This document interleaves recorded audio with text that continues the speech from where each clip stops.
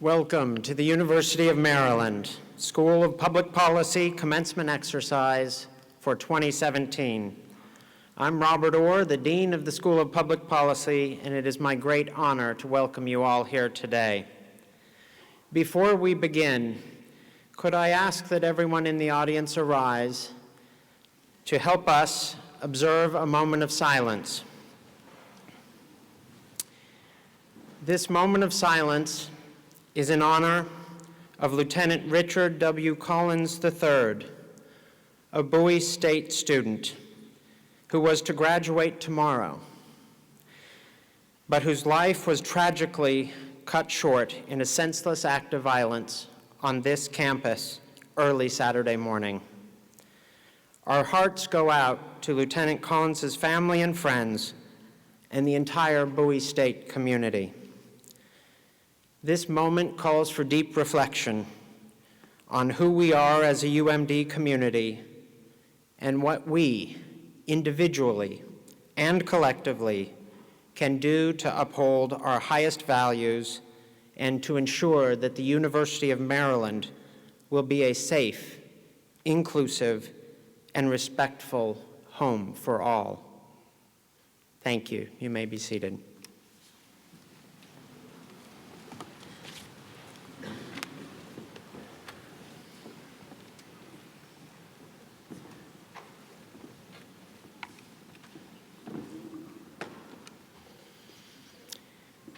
Today is a celebration of our amazing students. It is also a celebration of their amazing families who have brought them this far. It is also a celebration of public service. There is no higher calling, nor no more noble endeavor. We are very excited about the challenges and the opportunities and the success we know that lie ahead for our graduates. You will, graduates, quite literally change the world for the better. No pressure or anything. This is not to say that it will come easy. You enter a world and a field of public policy quite different from the one that you entered when you first walked through our doors. The world is on fire in many ways. There are more refugees in the world today than there has been at any time since World War II. Nationalism is an increasing force in global politics, and populism has come to power in various countries with devastating consequences. Here in this country, we are suffering through a period of radical doubt about our institutions, our leaders, even our values. Inequality is at historic highs and growing. Race, always a powerful force in American society, is wielded in 2017 as a weapon against those perceived to be different. Brown and Black lives matter, but not enough. We are polarized as never before. And words like bipartisan and even cooperation are being used by some as an epithet. Civic virtue sounds quaint and is overmatched by forces seemingly in the ascendancy. If this sounds a bit sobering and an ominous litany, it is. But against this, we have many people, especially evident in this room, who do not accept this reality, who expect better. We have public servants, bridge builders, ethical and humble people, innovators, bold thinkers, collaborators, and believers who see the world as it can and should be, and who are working relentlessly toward that better world. It is true that professors learn from their students. We are also inspired by you. Your determination, your faith in the future and each other, and your immense capacity to change the world for the better has inspired us, has inspired me. to believe in the prospect of a brighter future. That, my friends, is power. And for that, I thank you deeply. This past year has seen the launch of the University of Maryland as the country's first do-good campus. And you here in this school have been the driving force. You are the epitome of students who not only do well, but do good. And you have done so in our neighborhood, in Prince George's County, in the great state of Maryland, in Washington, D.C., and in the world. And not a one of you is waiting to make a difference. You have been doing so, and I know you will continue to do so. As your dean, I truly could not be prouder. At the same time, I'm humbled by the leadership you have demonstrated in these very challenging times. Graduates, all this pomp and circumstance today is for you. You have earned this, but it is also for your families. They too have worked hard and sacrificed much to see this day. Please stand and give your loved ones a round of applause.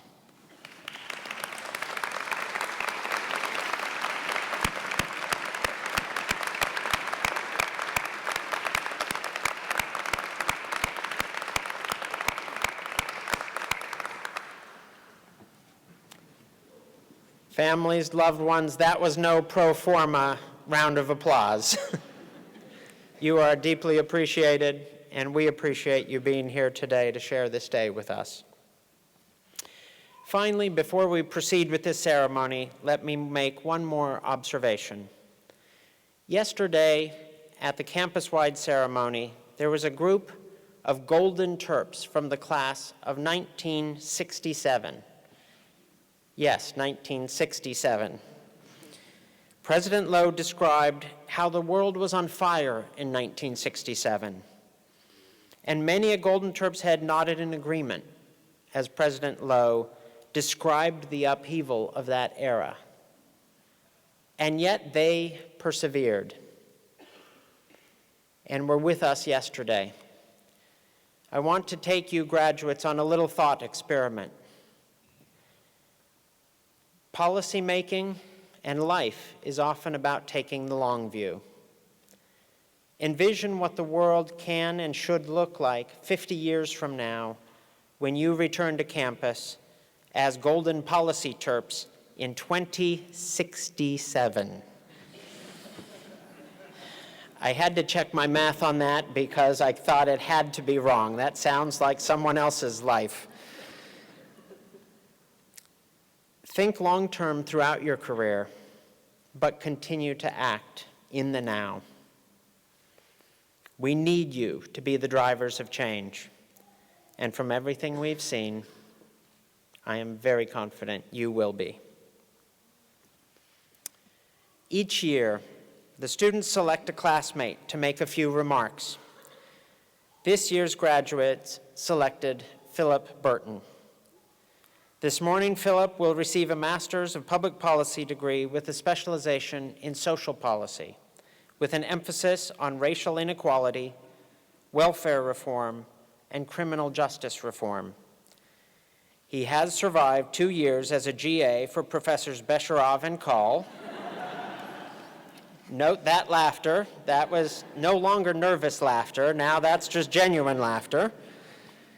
While also participating actively in the UMD Diversity and Inclusion Dialogues, serving as an editorial board member for the University of Maryland Public Policy Review Journal, which was just launched, and serving as the Social Policy Council chair. Prior to joining the UMD family, Philip received his BA in sociology from California State University, Fullerton. Philip is joined today by his parents, Ron and Pamela, and his younger brothers, James and Daniel. Would Mr. Burton's family please rise and be recognized?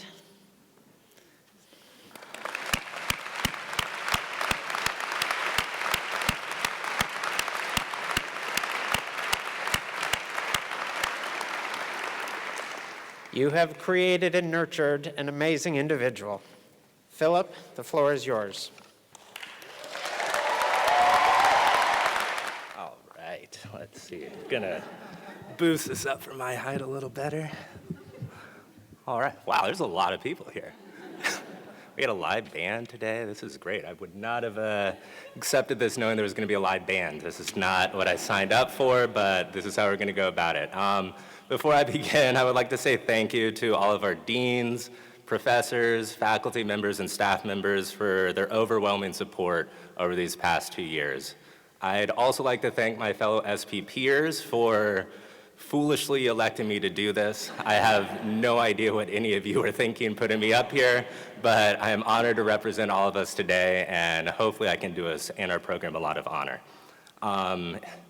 Before I begin, again, to thank you, Dean Orr, for the words about the Bowie State student. This has definitely been an emotional moment for all of us as students, and we all are remiss with the loss of the Bowie State student. But as we move forward, let's go on. We're gonna have a great time today. It's hard to believe that this day has finally come. These past 2 years have been more than an academic experience. They've been a life-changing experience for all of us, and not just as individuals. The world has changed around us over these past 2 years, and our thoughts and views of what it means to be a good public servant have changed along with them. The world has changed around us over these times, and our views and thoughts and what we signed up for as public policy students have shifted as well. We all made a massive commitment by electing to enter the world of public service. We made a commitment to change, a commitment to hope, and a commitment to make the community we live in, the country we live in, and the world around us a better place. While the world has changed around us, so did each and every one of us. None of us are leaving the same people we were when we first arrived in the Van Munching Hall 2 years ago. This program has pushed us to places none of us could have imagined. We are clear thinkers, we are better writers, and we are far more prepared to enter the world as public policy servants. And the beauty of it all is that we did it all together. What began as a cohort of 100-some students rapidly transformed into a small family of friends. We'd help each other, we'd lean on each other, and when we'd see each other walking through the halls, we would all know that there was at least one other person there who was as stressed out as each and every one of us. With the rare exception of Matt Rohn and Carrie Burga. Nobody was ever as stressed as those two. And Carrie, it's okay, you can calm down now. I love you, Carrie. But beyond the academics, we've all grown together as well. Excuse me if I forget anybody, but some of us have gotten married in this time. Congratulations, Lauren and Renato. Congratulations, Carrie and Tanvir. And the newest one we found out, Addison, congratulations. Some of us were crazy enough to have children during this time. Congratulations, Chewy. Congratulations, Cody, Jason, and who else? And Maria Paz as well. And some of us have formed friendships and relationships that are going to transcend far beyond this time we've spent together in this program. We've all learned what micro has to say about things. We all yearn for the day that Betty Duke will adopt us as our unofficial grandchildren. Love you, Betty Duke. We all learned that Kyle Gray is a king of memes. And we learned that whether or not our goals and aspirations are the same as when we came in, we all still believe that we can make a difference in this world, and that's really what this program has taught all of us. So with that, let's continue with the ceremony. Thank you, everybody, for this opportunity. SPPers, congratulations. We've all made it. We survived. Thank you, Mom, Dad, Aunt Carlotta, Aunt Toy, James Daniel, for making it out here from beautiful Southern California for a nice rainy Maryland day. Congratulations, everybody. Thank you. We made it.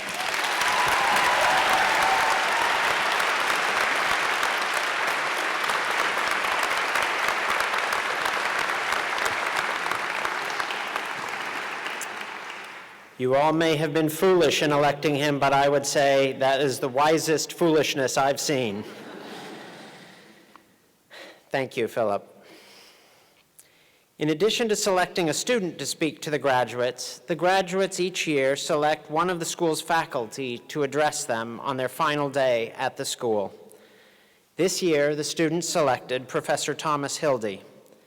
Professor Tom Hildy came to the school from New York University, where he directed the Environmental Conservation Education Program and the Applied Philosophy Group. He's taught seminars in environmental politics, science, philosophy, and development ethics. Dr. Hildy was a Fulbright Scholar in Venezuela and has served as a member of the United Nations Global Ethics Observatory. He's traveled widely and lived in Taiwan, Japan, Thailand, I'm going to keep going, Nepal, and France, and each year takes contingents of students to Peru and to Indonesia to study development and environmental policies in those countries. Last year, in China, I met with a group of our alums, and they regaled me with tales about how Professor Hildy changed their worldview. It's a direct quote. I wrote it down on a napkin and brought it with me because I wanted Tom to know, and I want you all to know, that that is something that Tom does and many of our faculty do, is to help people see the world in a totally different way. Tom, the floor is yours.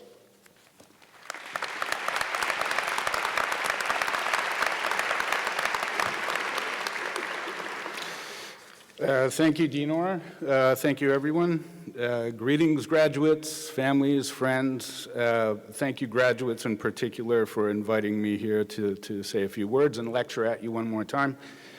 But I have to say that this is a great honor, but I have to say I'm a little surprised by it because I'm a bit of a nihilist, and I know only one joke. So the nihilist in me, however, sympathizes with what keeps you up at night, and that is concern about your professional future, as Bob was talking about a little earlier. But even if our government is temporarily reduced to an infomercial, you'll be fine. You'll be fine because of who you are. You have every reason to be confident. You're well-trained. You're intellectually curious. Your family and friends are proud of you. We here on this stage are proud of you. You're going to make a difference, a positive difference, and many of you already have. And in our current climate, you might just be the most important class we've ever graduated. The thing I love most about this job is that all of you come to public policy as idealists, motivated in your work and lives by your commitment to public goods that embody fairness and human decency. And I certainly hope you're leaving us as idealists. Ideals and the practical values they engender have real effects, directing us to goals we'll be proud we sought, even if we never reach them. Sustained reflection on and scrutiny of these values keeps us from a capriciousness regarding things that matter and an impulsiveness that leaves virtue to chance. The philosopher William James said that a large acquaintance with particulars makes us wiser than the possession of abstract formulas, however deep. When I bring students to Indonesia or Peru, many of you are here, this large acquaintance with particulars is what I'm after, that and our beach parties. In the world of public policy, we often focus on formulas, aggregations, and technical methodologies. Many people on the ground, however, are unreached and untouched by policy. If we want to understand the meaningful goods that animate people's daily lives, we need a large acquaintance with what may seem mundane. How a boy climbs a coconut tree in North Sumatra, the way an Andean husband and wife negotiate the sale of a llama, the subtle placement of incense and flowers in a Balinese priest's offering, the choice poor parents make about which one of their children they can afford to dress in a school uniform. All of these seem far removed from our policy world, but they're small, vital acts, just as human as our own. More importantly, they matter greatly to the lives who perform them. So I might be a one-joke nihilist, but allow me to venture a few suggestions I believe are meaningful extrapolations from a large acquaintance with particulars, and this is cut down from 25 pages. First, maintain a sense of your own fallibility. That is the reality that human beings are error-prone, our knowledge partial and incomplete, and our beliefs provisional. Now, this sounds like I'm telling you to celebrate your ignorance, and in a way I am.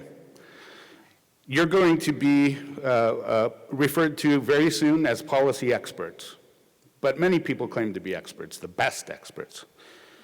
But I've seen over and over that the most brilliant and decent people are those with a sense of the crooked timber of their own fallibility. Let your expertise be sculpted by humility, by the understanding that there's always a lot more to learn, there's a lot you'll never know, and if respected, there's a beauty in how that renders knowledge into wisdom. Second, in conflicts between the vulnerable and the powerful, take the side of the vulnerable. Taking the side of power often means losing the ability to perceive genuine vulnerability or introducing it where it doesn't exist, even when we have the best of intentions. De Soto found that Peruvian street vendors would be better off characterized not as poverty-stricken urban nuisances in need of development assistance, but as entrepreneurs. An Indonesian government effort in the 1980s to modernize and increase rice production in Bali led to the near collapse of an intricate and stunningly beautiful 1,000-year-old system of subsistence rice cultivation, ecological health, democratic decision-making, and Balinese ritual. What I'm saying is that we must handle with prudence the power to transpose onto the lives of others, especially the vulnerable, our own sense of what makes life fulfilling. Finally, we make sense of ourselves in dialogue with others, and people tend to identify with those who are like themselves. This is one aspect of community, one also that has its desolate side. But it's crucial to constantly work towards what one of my former professors called the community of those who have nothing in common. Beyond our social orders and our particular circumstances, all human beings have the same needs, worth, and dignity. This guiding ideal, this truth, is at the heart of the moral life and the heart of good governance. All of you go do great things. Congratulations.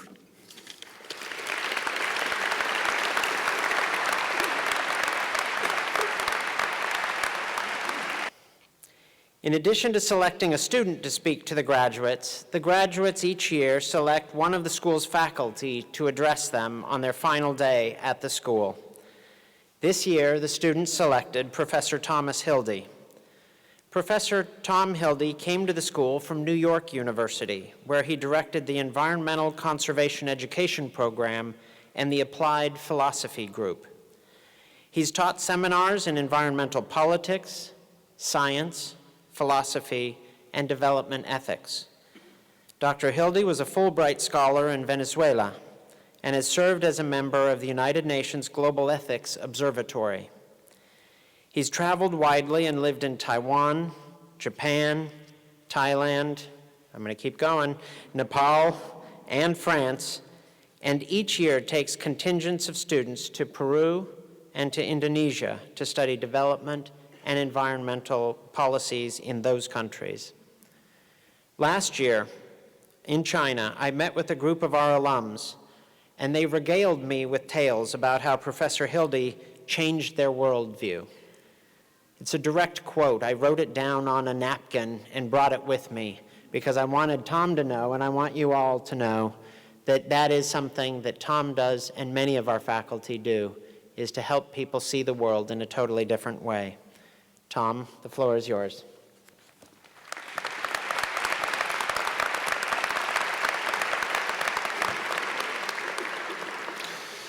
Thank you, Dinor.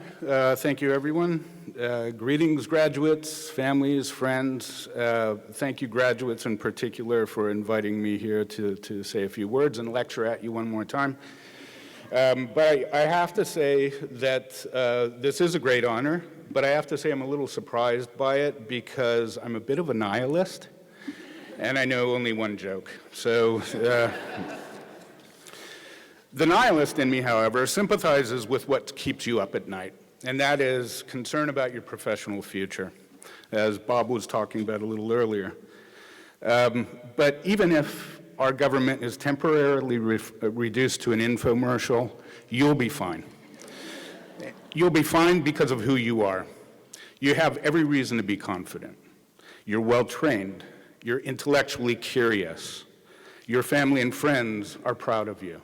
We here on this stage are proud of you. You're going to make a difference, a positive difference, and many of you already have. And in our current climate, you might just be the most important class we've ever graduated. The thing I love most about this job is that all of you come to public policy as idealists, motivated in your work and lives by your commitment to public goods that embody fairness and human decency. And I certainly hope you're leaving us as idealists. Ideals and the practical values they engender have real effects, directing us to goals we'll be proud we sought, even if we never reach them. Sustained reflection on and scrutiny of these values keeps us from a capriciousness regarding things that matter and an impulsiveness that leaves virtue to chance. The philosopher William James said that a large acquaintance with particulars makes us wiser than the possession of abstract formulas, however deep. When I bring students to Indonesia or Peru, many of you are here, this large acquaintance with particulars is what I'm after, that and our beach parties. In the world of public policy, we often focus on formulas, aggregations, and technical methodologies. Many people on the ground, however, are unreached and untouched by policy. If we want to understand the meaningful goods that animate people's daily lives, we need a large acquaintance with what may seem mundane. How a boy climbs a coconut tree in North Sumatra, the way an Andean husband and wife negotiate the sale of a llama, the subtle placement of incense and flowers in a Balinese priest's offering, the choice poor parents make about which one of their children they can afford to dress in a school uniform. All of these seem far removed from our policy world, but they're small, vital acts just as human as our own. More importantly, they matter greatly to the lives who perform them. So I might be a one-joke nihilist, but allow me to venture a few suggestions I believe are meaningful extrapolations from a large acquaintance with particulars, and this is cut down from 25 pages. First, maintain a sense of your own fallibility. That is, the reality that human beings are error-prone, our knowledge partial and incomplete, and our beliefs provisional. Now, this sounds like I'm telling you to celebrate your ignorance, and in a way I am. You're going to be referred to very soon as policy experts, but many people claim to be experts, the best experts. But I've seen over and over that the most brilliant and decent people are those with a sense of the crooked timber of their own fallibility. Let your expertise be sculpted by humility, by the understanding that there's always a lot more to learn, there's a lot you'll never know, and if respected, there's a beauty in how that renders knowledge into wisdom. Second, in conflicts between the vulnerable and the powerful, take the side of the vulnerable. Taking the side of power often means losing the ability to perceive genuine vulnerability or introducing it where it doesn't exist, even when we have the best of intentions. De Soto found that Peruvian street vendors would be better off characterized not as poverty-stricken urban nuisances in need of development assistance, but as entrepreneurs.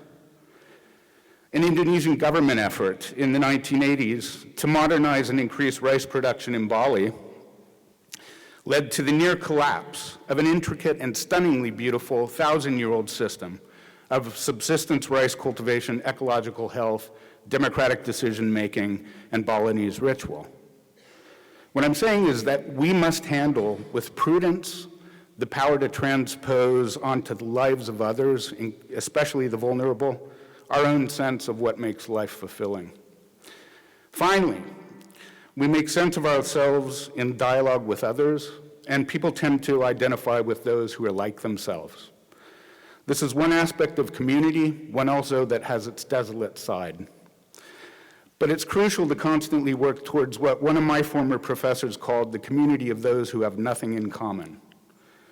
Beyond our social orders and our particular circumstances, all human beings have the same needs, worth, and dignity. This guiding ideal, this truth, is at the heart of the moral life and the heart of good governance. All of you go do great things. Congratulations.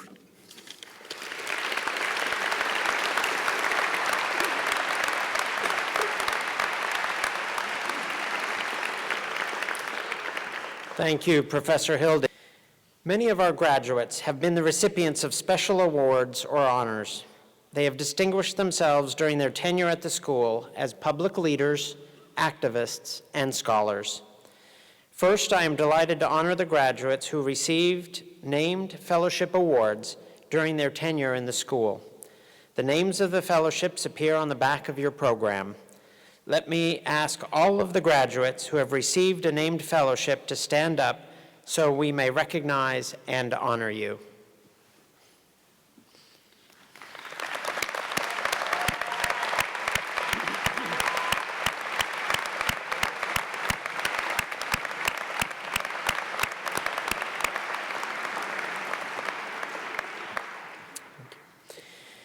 Professor Christopher Foreman will now honor the graduates who have been inducted into the Pi Alpha Alpha National Honor Society.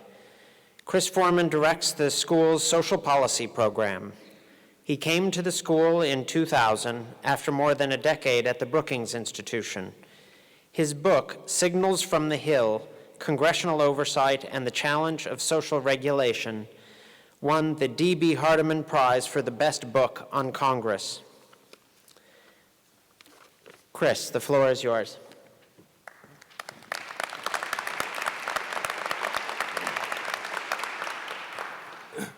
Fortunately, my speaking role is brief today.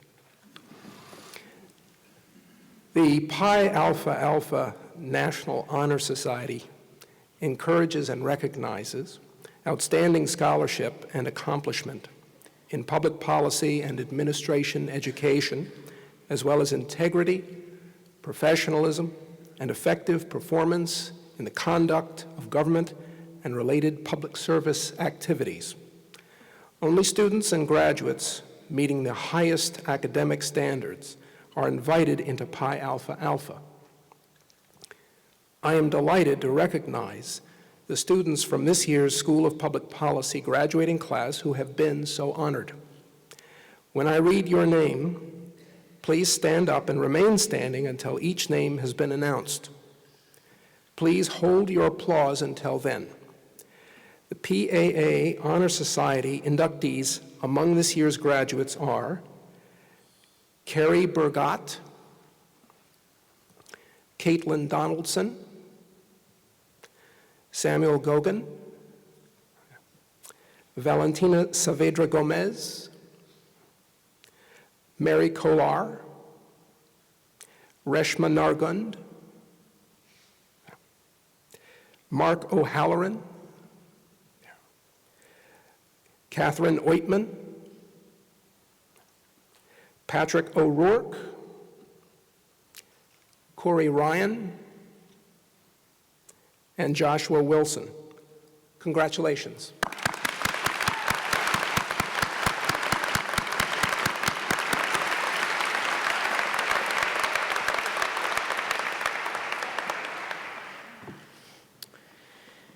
Another set of our students won prestigious national awards before beginning their international careers. Announcing the recipients of these awards is Professor Robert Grimm. Professor Grimm is the Levinson Family Chair in Philanthropy and Nonprofit Leadership and the director of the school's Do Good Institute. He has served in senior appointments in both the George W. Bush's and Barack Obama's administrations. Yes, you heard that correctly. His work inside the classroom and out to develop new, innovative, and entrepreneurial leaders has been hailed in the national media and is well known across this campus. Professor Grimm.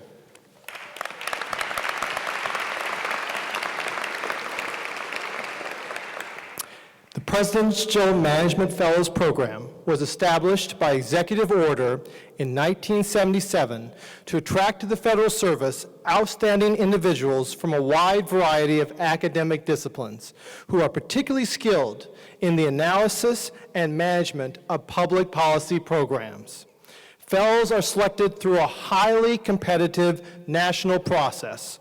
The extraordinary nature of the students who are graduating today in the school is reflected in the fact that this year's Presidential Management Fellows Program class boasts 3 Presidential Management Fellows. When I read your name, please stand, and then please hold your applause until all 3 names are read. Renato Barreda, Martha Marr, and Samantha Stein. Congratulations.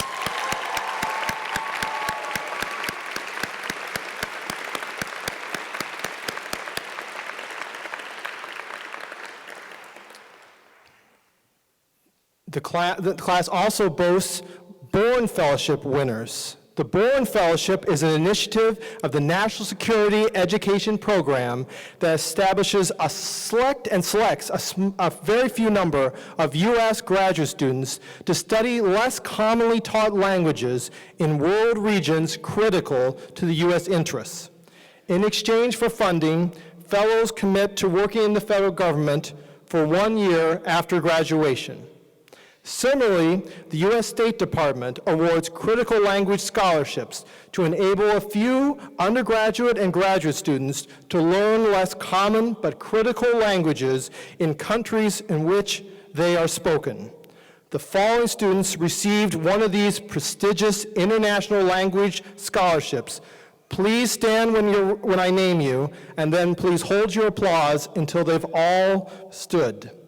Matthew Benstead, Carrie Burgott, Muthana Rahman, Lauren Sui, Maya Camego Veneri. Congratulations.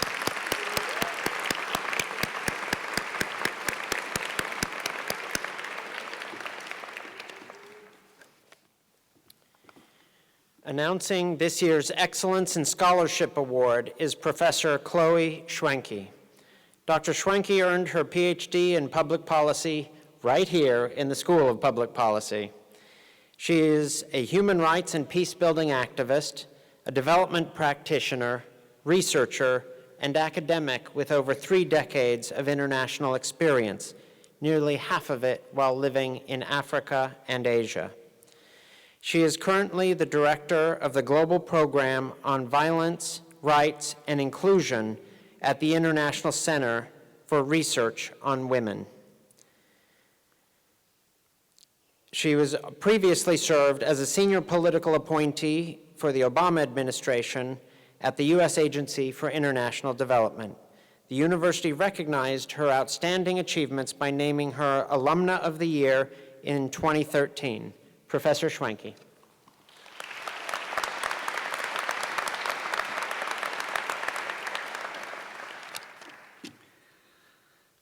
Each year, we like to recognize the graduate in the Master of Public Policy program who managed to get through a very challenging and diverse curriculum with the highest academic performance among their peers.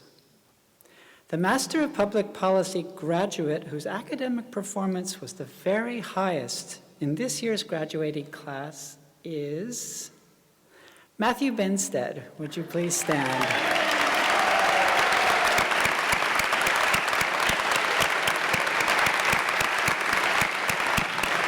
Well done.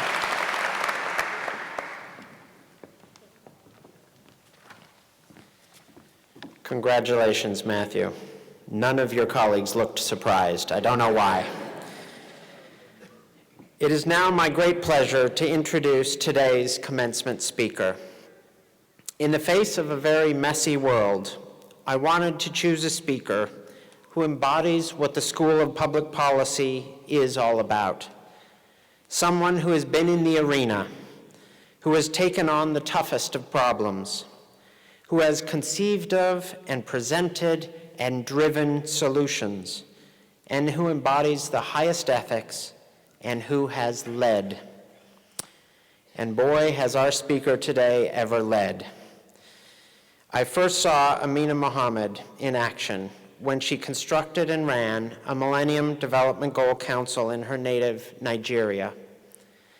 She had gathered the president, most of his cabinet, the leadership of the national legislature, and key representatives from business and civil society, all one room, and ran them through the most rigorous Socratic seminar I have ever seen. She was so skilled at challenging the audience and drawing them out, it was almost easy to forget that these were all of the most powerful people in the country. They were virtually all men, but they more than met their match in our speaker today.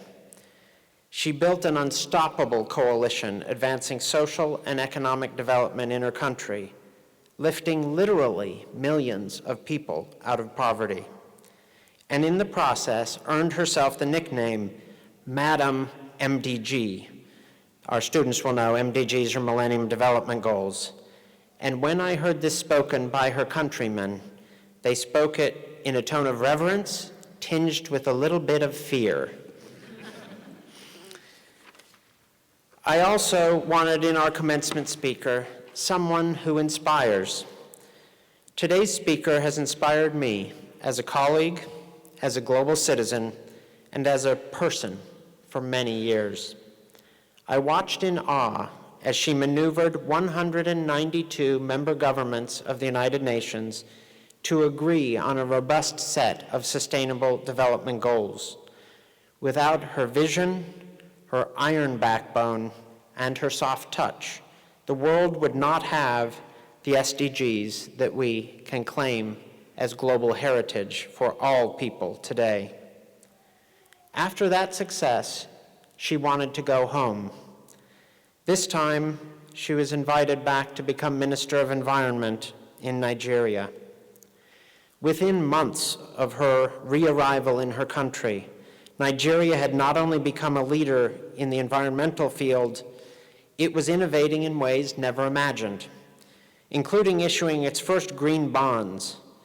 This only months after she innocently asked me, "What exactly is a green bond?" I think she might remember that conversation.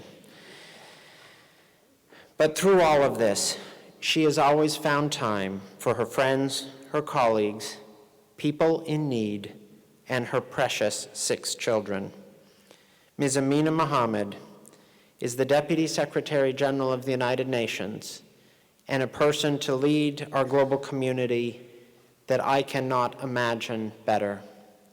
She is an inspiration to many, and certainly to me. Ms. Mohammed, the floor is yours.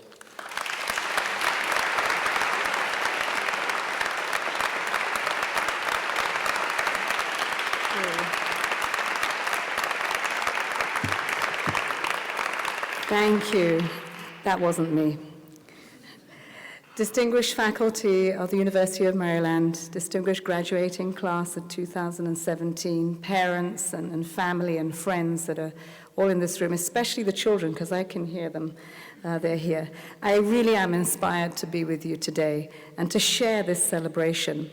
I always love the energy that you get in a room with so many young people, and expectations of you today are so, so high. Our world really does need the energy. It needs your vision. And I remember what I was like at your age. And so the commitment that you must have, not just to doing good, but to doing the right thing, is so important at a time like this. I want to add my condolences to the loss of a student who would have played a big part in the future. And we never will know what he would have reached or what lives he would have touched. But I hope that his passing would not be in vain, and that we will remember that his passing is a collective responsibility. It's about our humanity, about striving to hope that this never ever happens again to any human on any campus, which is a citadel of learning. I know that today, after you've graduated, half of you will seek jobs in the federal, state, and local governments, while the rest may look in the world of nonprofits, of business, and academia. And some of you, I hope, may even join the United Nations, even though it is coming under a little bit of a bashing these days. Wherever you end up, the world is going to depend on you using the expertise to do good and to make a real difference in people's lives on the ground. This has been the driving reason for me most of my professional life, ever since I worked for a firm of architects and engineers as we designed schools and hospitals in public places. I saw the need for governments and institutions to be organized to deliver for the people that they're supposed to serve, especially the poor and the most vulnerable in society who very often don't have a voice. It's the reason I became an activist for quality education, and it is the reason why I was offered and accepted a role many times in government to promote sustainable development that delivers for people. And it is why I recently accepted the privilege and the honor of becoming the Deputy Secretary General of the United Nations, to help make a difference in a world of 7 billion people. On that note, I'd like to pay tribute to your Dean, Professor Robert Orr, Bob, that's how we know him, for his initiative to promote the concept of the do-good generation. I worked really closely with Bob, and I know him for quite some time, and both when we worked for Secretary General Ban Ki-moon. Bob was an integral part of the Secretary General's climate change strategy, and he and Mr. Ban deserve much of the credit today of what we see as the Paris Agreement, the work that went in to bring everyone, to bring science to reality, to try to give chance of making policy connect with practice, and for us all to know that it is a collective responsibility to try to make that happen. Those talks were successful in 2015, and 2 years later, we hope that we can begin to take action in a really serious way. Over the same period, I was working very closely with member states to finalize the 2030 Agenda for Sustainable Development Goals. The 17 Sustainable Development Goals, and this is a pledge, a commitment made by governments of our world, including your government, to work together in partnership for a world of peace, of prosperity, dignity, and opportunity for all on a healthy planet. I'm often asked if there were not too many goals, and from 8 MDGs to go to 17 SDGs, we can't even remember them, and, should they be so many? Well, the fact is we started with about 500. But what 17 were is a response to the reality that we live today, the narrative of a world that is so connected, a global village. And it is those 17 that we need to help guide us, to give us the world that we believe is everyone's right. This is the world that you should inherit. And it is the world that you're already starting to shape as consumers, as voters, and as leaders in your own communities. You're part of the largest population of young people that our world has ever seen. Some 1.8 billion people are between the ages of 10 and 24, and each one has his or her own unique hopes and dreams. You are the do-good generation, and we need you to make that impact felt in the entire world. And start that from home, in your own families and your communities, but always thinking globally. That is what I've always tried to do, to connect the local with the global and the global with the local. Today I have 4 daughters and 2 sons, and 3 of them graduates, and I'm about to become a grandmother. But I still remember what I was like at your age. I was impatient. I didn't want to wait for a better world. I was always being told, take it easy, your time will come. And I was always thinking, my time is now. And that's what you should be thinking. It's still what I think. Today I've got a fancy job title, Deputy Secretary General of the United Nations. But on a serious note, my job description is really very simple. It's about the world that I would like to contribute to build where every girl and boy has the tools, the structures, and the support to make their dreams a reality. My dreams were realized with the support of a basic education in Nigeria, in a place today that birthed Boko Haram, a place today where girls are kidnapped, raped, turned into suicide bombers, and if and when they return, they are broken and often shunned by those families and communities they were taken away from. But you and I know that terrorists are not born. They're man-made. We must address those root causes and make the links between our policies and the practice from global to local to ensure that our results are inclusive of everyone, leaving no one behind and not to a life of terrorism. We have no time to wait or to waste.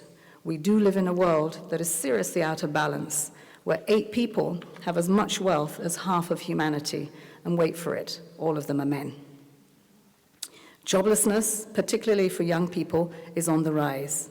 In many parts of the world, it's completely off the charts. Mistrust and insecurity are growing. When we see jobless numbers, we see statistics. But we must always remember that each statistic is a person, a mother or a son, a father or a daughter, struggling to have a better life. We must always give statistics a human face. We must never lose sight of these human stories and the right that we all have to a life of dignity. The promise of the 2030 Agenda is certainly to leave no one behind. So it is important to have a good idea of who these no ones are. They're the people without a voice, living on the margins of society, the poor, the hungry, the powerless. They could be indigenous people, or abused women, or the homeless person that you see on the way home, or the educated person excluded from the economy.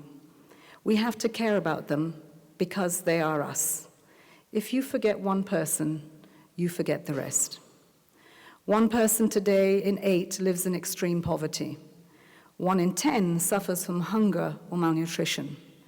2 people in 5 lack access to adequate sanitation. Rates of maternal and newborn and child mortality are unacceptably high. Millions of children and adolescents are out of school. Millions more are in education and need a quality outcome, not one where they pass through education and education doesn't pass through them. Women and girls are still deprived of equal rights and opportunities. Gender equality and women's empowerment are an imperative. And if we believe, as I do, that our greatest assets are our human resources, then surely today it makes no economic sense whatsoever if we only invest in half of them. So too must we invest in affordable and clean energy for all, people, and a transformation to a low-carbon economy. This applies to the home in Baltimore that cannot pay for power as much as it does the rural African village. Climate change for us today is real and gathering pace. We have a roadmap in the Paris Agreement. So it is left for us to implement it now and not tomorrow. We know climate change is man-made, and I'm going to underscore man because if women were in charge, I can tell you we wouldn't be in this dilemma. Right, women? Yes.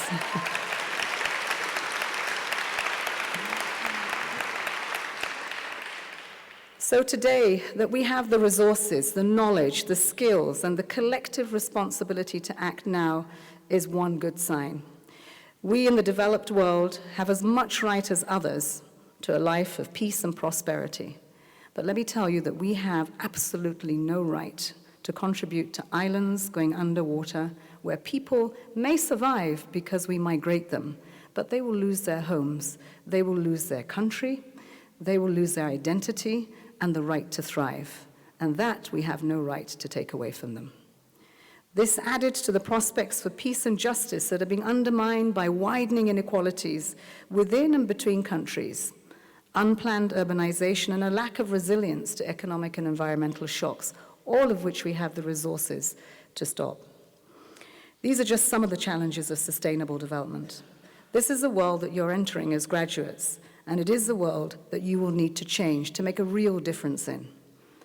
I believe that young people have already begun the change and demonstrated that technology is empowering people across continents, touching sectors like health, education, migration, and financial inclusion. And we saw just recently where young people saw the dilemma of migrants who had suffered untold hardship crossing the Mediterranean, and then only to come to a Europe where there was so much hostility, there was so much neglect, and in many, many cases, their rights abused. And to see young people designing apps for their colleagues to try to make their way through what was absolutely unimaginable. So young people, you are making a difference. How can you do more? The challenges are huge. What can one person do against such massive odds? The answer really is just to do something, because if we each do something, and we do it no matter how small, it really does add up to a lot. And I really do mean just do something. As Nike would say, just do it. Talk is easy. Retweeting and liking on Facebook is also easy. My daughter told me one day when I asked her why she wasn't marching for women's rights, "Mommy, we don't do that. We march online." Okay, really? All of these are important because communication is key to breaking the silos, and we have to break the silos. We can no longer live in those silos. It's key to breaking the barriers to sustaining peace, but we do need to do so much more. We need to connect the talk to that walk, and in some cases, we need to run. In Nigeria, we typically say, and I'm being told that all the time with this posh English accent, "Na grandma we go chop." And this means, are we going to eat words and books? Is that what's going to fill an empty belly? And the challenge is to you to make those words and policy a real impact in the lives of people so that they can have democracy on a full stomach and that they can prosper and thrive. It may seem like whatever we do is just a drop in the ocean, but what is the ocean after all but a collection of drops? I'm reminded of a sign that I saw in a recent Women's March in Washington.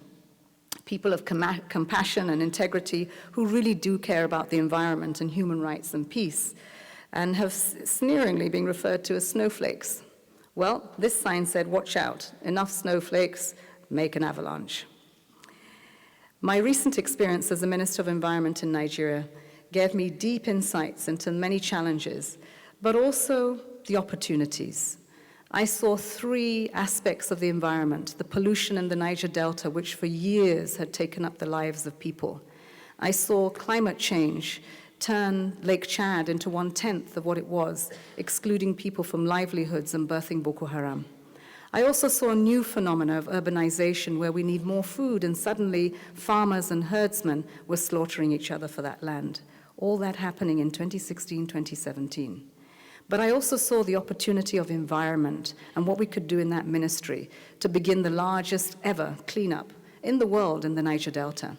And to do that with the oil companies, partners that we never thought we would have because they were at the root of the cause of that pollution. But I also saw how we could begin to really see an economic corridor that was green in the Great Green Wall in the desert, so that women would get jobs. And we would not just be planting trees to stop the desert, but that we would be planting trees that had economic value, and so there was a full value chain. But that needed policies in place to bring the practice to reality. But I also saw the mediation that we needed for nomads to understand that those routes for livestock may have to change because our communities were growing and they needed to be fed. But it needed to be a conversation to make people understand that there are alternatives you're not just taking away and with nothing to replace, and so they were losing. Everyone needs to understand whatever the change, include them in that tent. It is so important to allowing us go forth more peacefully. And so what we really need from you, an avalanche of great leadership, informed by thoughts and good deeds and habits and good living that can make our life a better place for all. We take these things for granted, but when you look at the results of what we see in our communities today, it is because we left the good out of most of the things that we try to do. We've left it to someone else. It's someone else's problem. It's someone else's fault. But at the end of the day, it begins and ends with us. As you begin your careers, you will work from 9 to 5, making it count. But remember to make the results count for when you go home and you become one of the 7 billion. You have to take that reality of what you do in those four walls to the reality of a global space where there are no borders really, and we see that every day, and to make that count. I've really enjoyed this opportunity of sharing my thoughts and experiences with you. I could do so much more, but I know that you want to get on with the celebrations.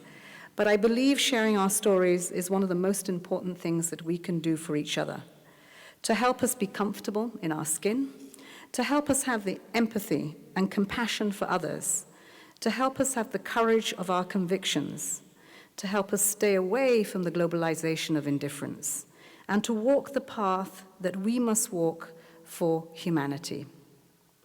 Today at 56, I'm a proud mother of 6 children and the second highest civil servant in the world, a woman of color from the South, a faithful Muslim, with a grandfather, incidentally, who is a Presbyterian minister of the church. And I am a survivor, not a victim of single parenthood or gender violence or discrimination that continues even today. My story continues in the belief that things don't have to be the way they are for those that are being left behind. I can and I will do something about it every day. I will also know that I have to go further if everyone comes on board with us. You can't do this alone. We can never lift this alone. So it is about holding those hands and pushing the boundaries of what people say is ambition, because ambition means lives saved, and every life lost is one too many. So partnering for all of us, collaboration for all of us is essential. And so knowing that every one of us here today has a journey to make, a path you choose is what you make of it, even when we really don't know where that path is taking us.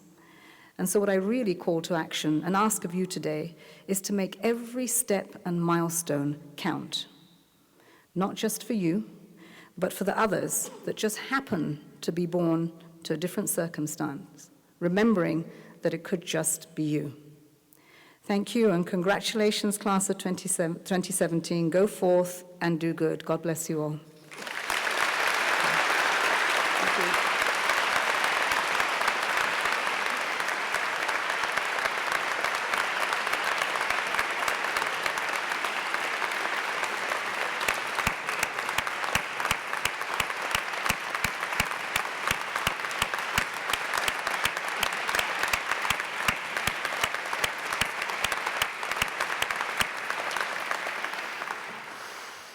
Thank you, Madam Deputy Secretary General, for sharing your story, sharing your wisdom, for your leadership, and for setting an example for girls, boys, and adults all around the world. Deepest appreciation. As a token of our esteem and appreciation, I do have a small gift for you. If you would come, we will be filling this for you at a later date. Thank you very much. Thank you very much. Yeah. Thanks. Thank you.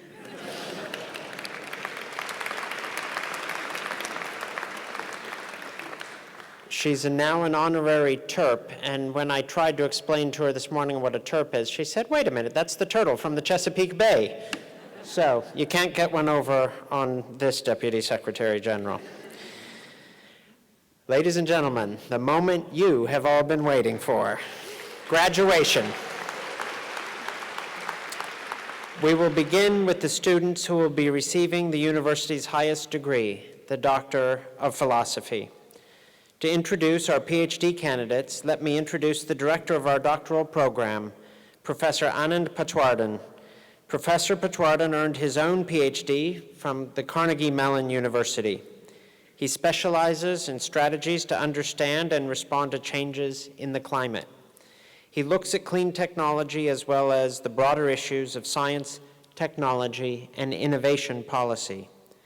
He is an international leader in the United Nations Intergovernmental Panel on Climate Change, and his efforts to understand disruption have had an impact on that global process. Shall I say, a disruption of that international process. Professor Patwardhan.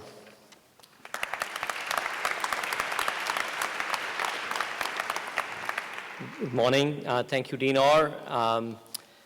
It is my pleasure to honor the 4 students who are graduating this year with their PhD in policy studies. The PhD degree marks the culmination of many years, if you thought 2 years was too long, of work at the highest level of the field.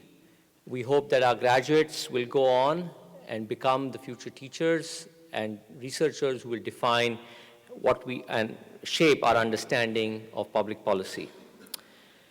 One of our graduates, Danilo Trisi, is unable to be with us today. His advisor was Professor Carol Graham. But we do have 3 of our graduates here with us, and I'm now happy to introduce the PhD graduates who are here. The first is Minji Jeong. I would request you to please hold your applause. Minji's faculty advisor is Professor Nathan Hultman. Her dissertation was titled National Renewable Energy Policy in a Global World, And her dissertation looks at the space at the intersection of two key policy debates that are very visible today, environment and trade. We hear a lot about both issues. And her work analyzes the conflicts between traditional environmental policies that support the deployment of renewable energy technologies and green protectionist policies that are sometimes fueled by worries about dumping of low-cost solar equipment, for example, and the role of the globalized private sector as a key player in shaping policy. Her work will prove very valuable for helping create policy environments that would more effectively encourage renewable energy. Minji, congratulations.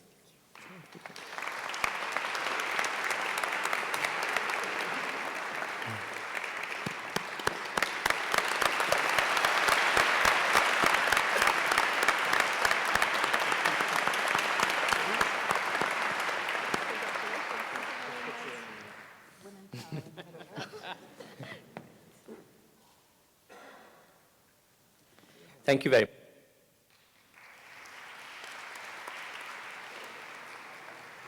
This graduate is Sharon Khan, whose dissertation was titled Internal Migration, Math and Dissolution in Health in China, 1989-2001, and longitudinal analysis, was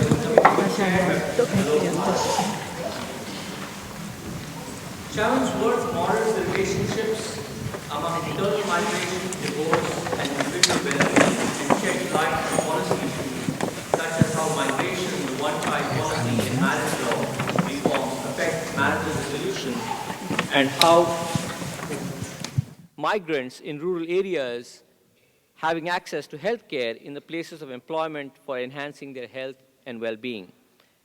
Sharon is working at the World Bank as a research analyst, working on Afghanistan's refugees, returnees, and internally displaced persons. Congratulations.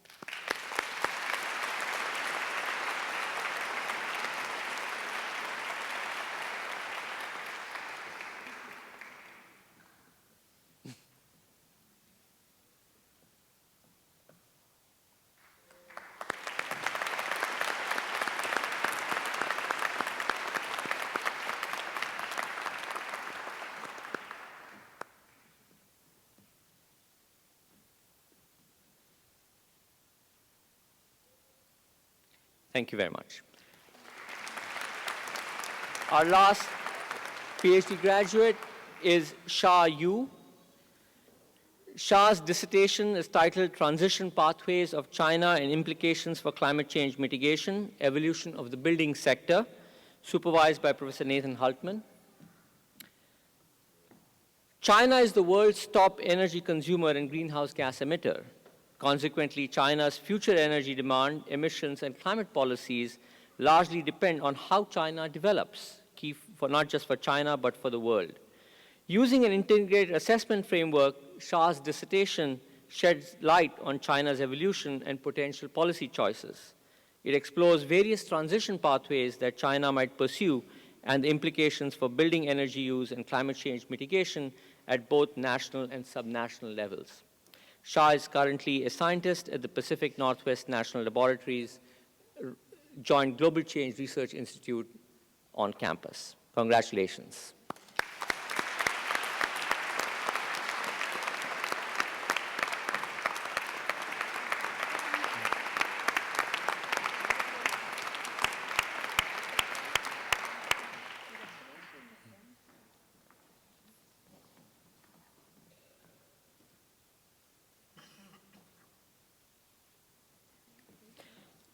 Congratulations to all the PhD graduates. Thank you very much.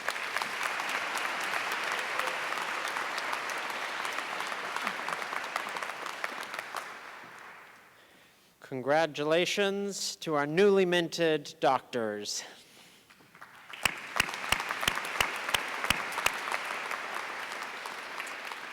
We will now honor our outstanding master's class of 2017. Will the master's class of 2017 please rise and approach the stage?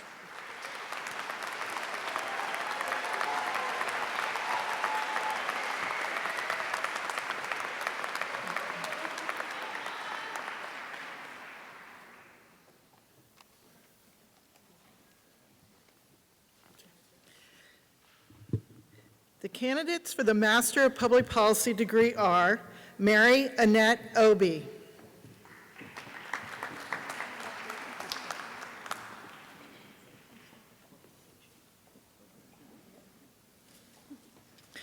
Kelsey Patricia Anderson,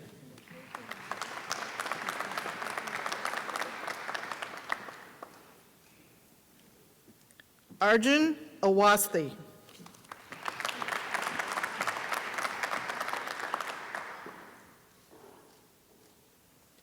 Bria Nicole Ballard,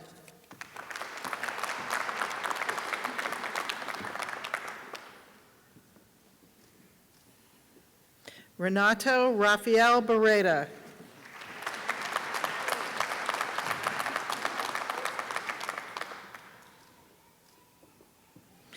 Amanda Renee Bennett Rivera,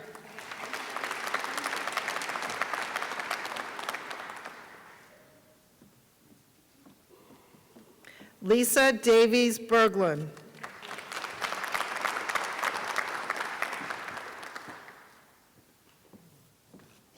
Matthew Thomas Binstead,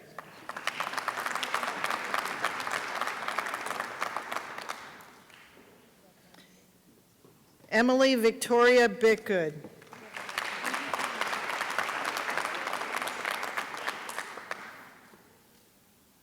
Ellen Bell Bloom,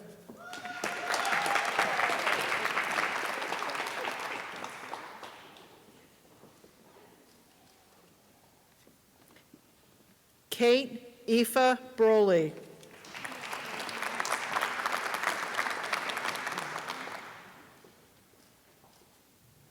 Carrie Lee Burgett,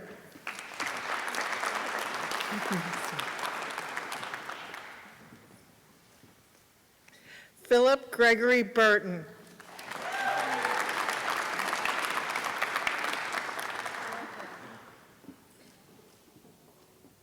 Maya Camargo Vimuri,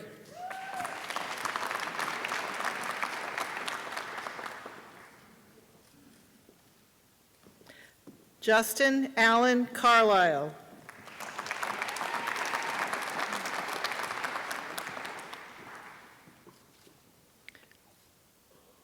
Laurie Ann Chin,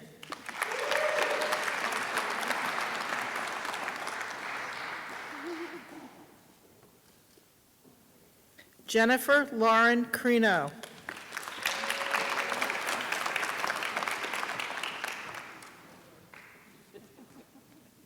Addison Joseph Del Mastro,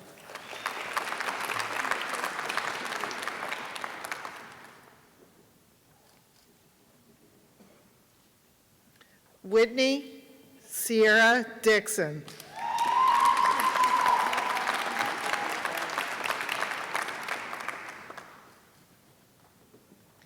Caitlin Donaldson,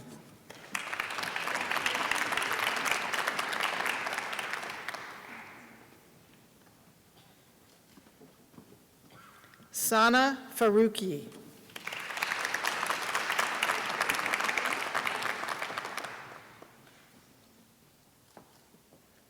Kelly Friedman,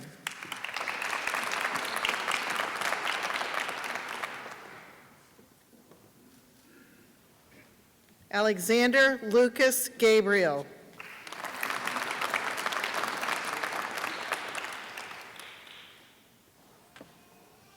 Angela Rose Garvey,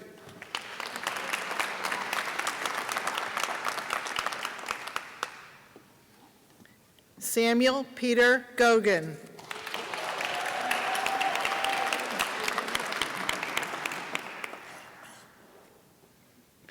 Kyle Robert Gray,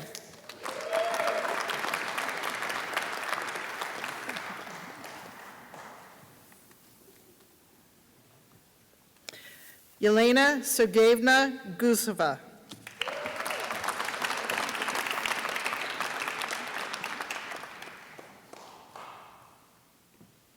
Dylan Hart Medina,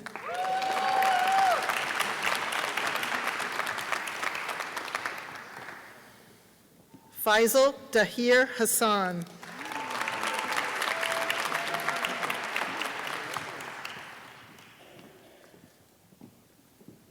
Ryan Helkoski.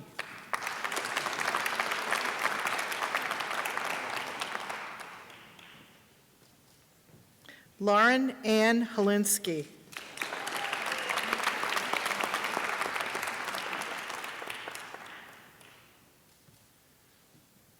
Benjamin Charles Honey.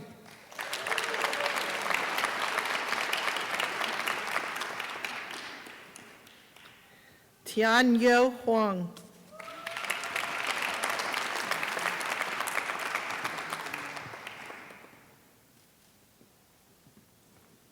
Sean Jackson.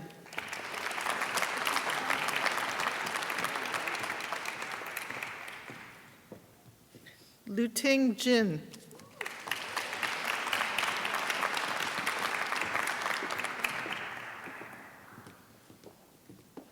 Tiffany Lai Kim.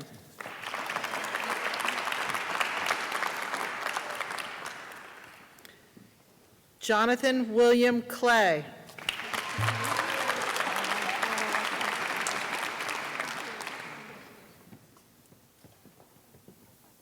Taylor Michael Klinkman.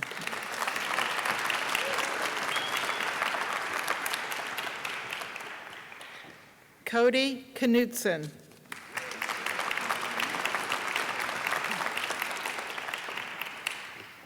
Andrew Lachlan.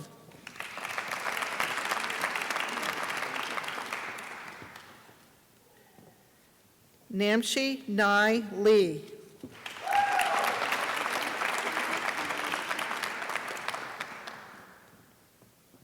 Connor James Lee.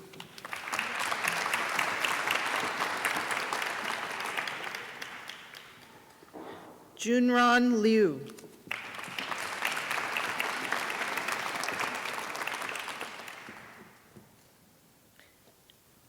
Yihong Liu.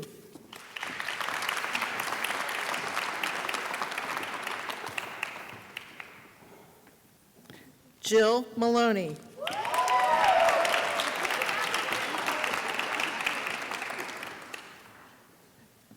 Brendan Charles McCormick.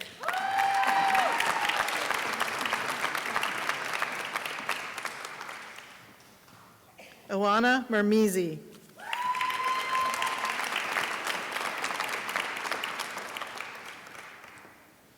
Catherine Lynn Murta.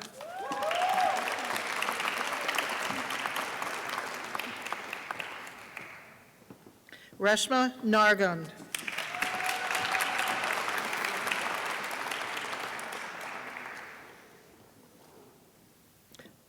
Mark Edward O'Halloran.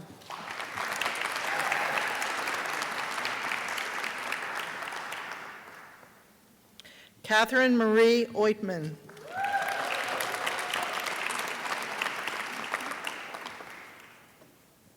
Patrick Robert O'Rourke.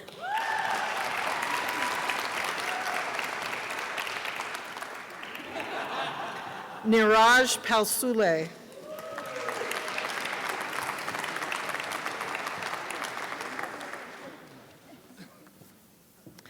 Tyler Watson Parker.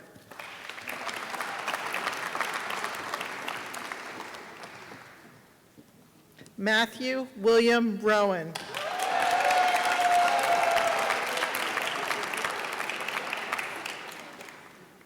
Corey James Ryan.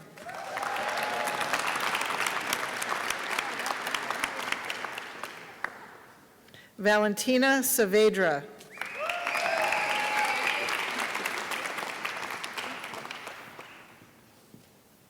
Brian Stephen Sakakini.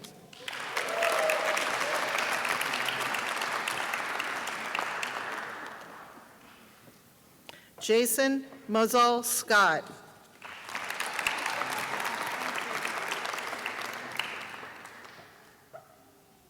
Mirish Shah.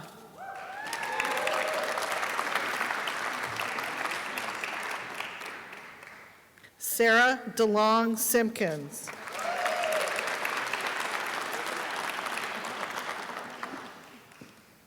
Andrew Thomas Sisti.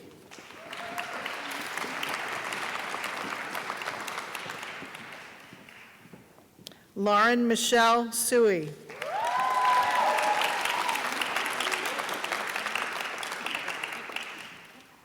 Samantha Jewel Stein.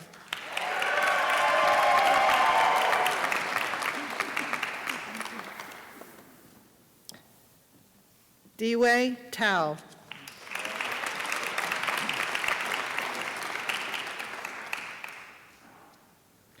Kelly Teresa Turner.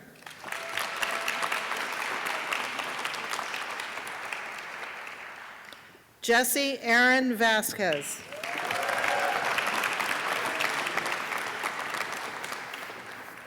Emily Jean Viana.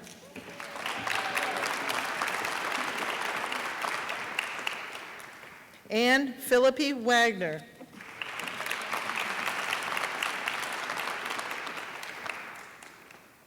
Yachun Wong.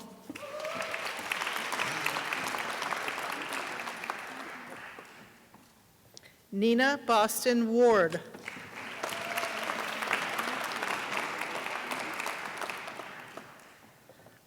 Alexa Wesley.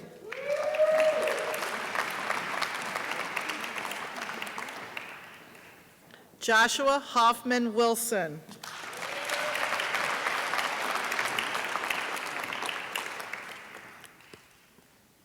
Whitney Wilson.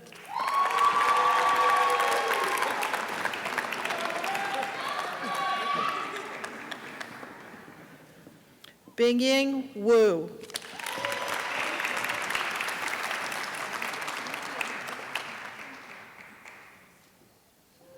Haonan Xu.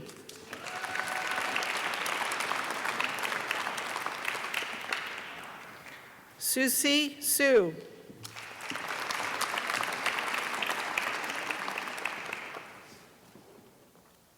Shuang Yao.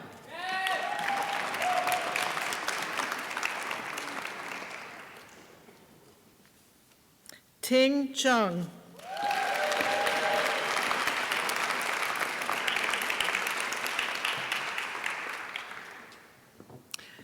The candidates for the Master of Public Management degree are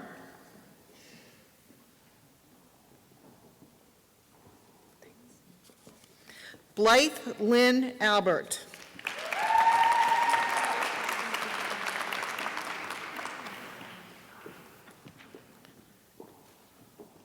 Eleni Anagnostiades.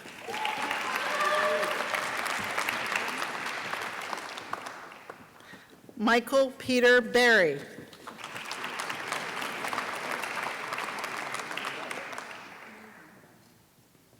Brian John Burgess.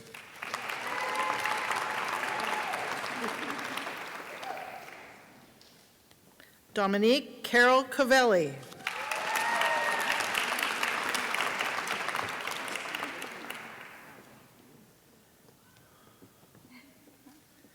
Ophir Lemoynes.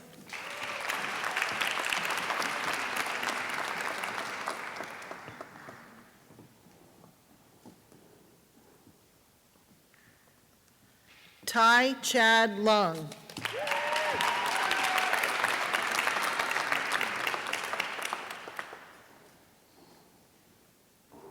David Bradley Lloyd.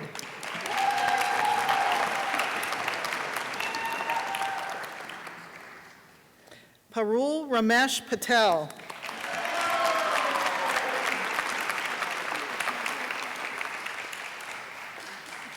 Catherine Elizabeth Bronsky.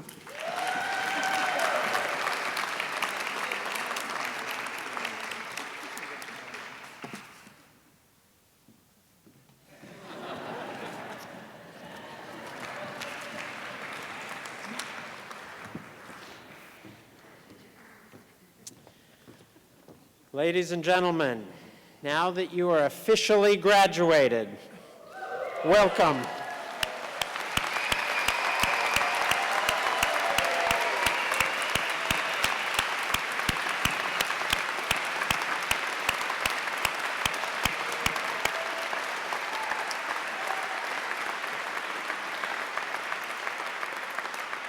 I know it might take a while for it to sink in, but you're not students anymore. You are now officially alumni of our program. And I'd like to welcome to the stage Maureen Lorenzetti.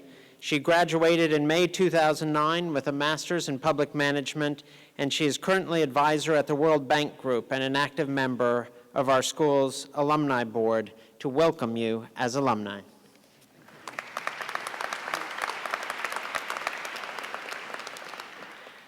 Well, let me be among, I guess, the second now to say congratulations, alumni. It's a really exciting word to hear, isn't it? I bet it sounds really good. So I have the honor of representing the alumni board today to just help keep and harness this great energy we feel in the room today. We talked a lot about moving from aspiration to action. And I can tell you firsthand, I'm actually a two-time graduate of Maryland. I graduated from the journalism school in 1986. And then 23 years later, did the 2009 public management degree. And I don't think I would have survived if it hadn't been for the alum. It's a really great resource to have. You know, you think about happy hours and networking and this kind of thing, but it's actually a lot more than that. It's actually a sounding board and mentoring to kind of help you get a good, clear understanding of what it's like in a different environment, you know, with the workforce. And Maryland has come a long way since even when I was here in '86, being with the World Bank, almost everybody was like Yale or Harvard, and if they were really slumming it, Georgetown, maybe. But I have to say that Maryland is just growing in stature because of people like you. So we want to welcome you. It's not a sales pitch. Just come to a happy hour. I'm sure they will have your information, though. But please just consider us a resource, right, for the future, and we look forward to seeing you on the other side. Have a great day.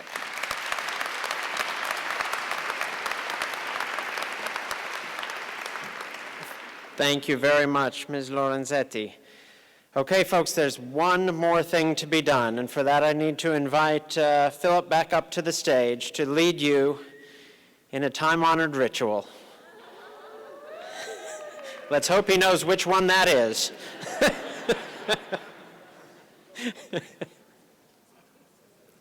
It's all yours. Even he can be surprised sometimes. All right, what do we moving need? the tassel. All right. So I guess this is the part where we move the tassel, right? All right. Congratulations, everybody, from right to left. And there we are. We're done. Ow!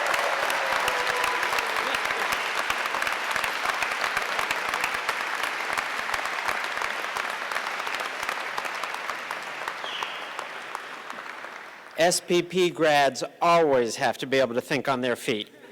You saw it right here. This concludes our formal commencement ceremony. Family and friends, please remain seated until the platform party and graduates have recessed.